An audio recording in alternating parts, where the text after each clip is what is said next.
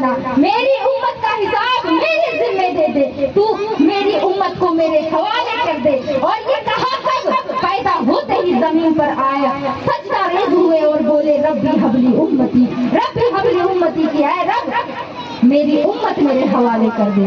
وہ نبی ہم سے اتنی محبت کرتے ہیں کہ روتے روتے جنگلوں میں چلے جاتے، غاروں میں چلے جاتے، صحابہ بے چین ہو گئے، 2 دن ہو گئے، 3 دن ہو گئے، نبی کی پیاری صورت نہیں دیکھی، چاند کا ٹکڑا نظر نہیں آیا، صحابہ بے چین ہو گئے، محبت میں چور تھے، دوڑتے دوڑتے پیچھا کرتے ہوئے گئے کہ کہیں سے تو نبی کی خوشبو آ رہی ہو۔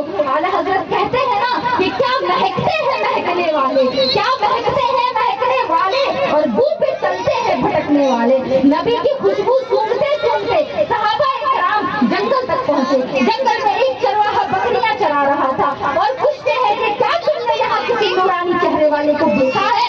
تو اس نے کہا کہ اس کا نام کیا ہے؟ نام کہا کہ محمد ہے۔ اس نے کہا میں نام سے تو نہیں جانتا، میں چہرہ تو نہیں دیکھا ہوں، لیکن کچھ دنوں سے ایک غار ہے، اس سے رونے کی آوازیں آ رہی ہیں، اور اس رونے کی آواز کو سن کر کے میری بکریوں نے چرنا چھوڑ دیا ہے۔ میری بکریاں بھی اس کے ساتھ ساتھ روتی ہیں، وہ روتا ہے تو چرند پرند روتے ہیں، وہ روتا ہے تو میری بکریاں روتی ہیں، وہ روتا ہے تو زمین و آسمان روتے ہیں، معلوم نہیں کہ کس تکلیف میں ہے، کیوں رو رہا ہے۔ تو صحابہ کرام سمجھ گئے اتنی محبت اگر کوئی کر سکتا ہے کسی سے تو وہ اللہ کا محبوب ہے، اللہ کا نبی ہے، اور وہ ہم گنہگاروں کے لیے رو رہا ہے۔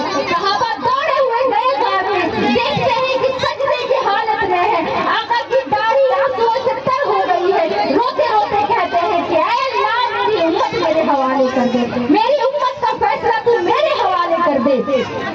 صحابہ نے پوچھا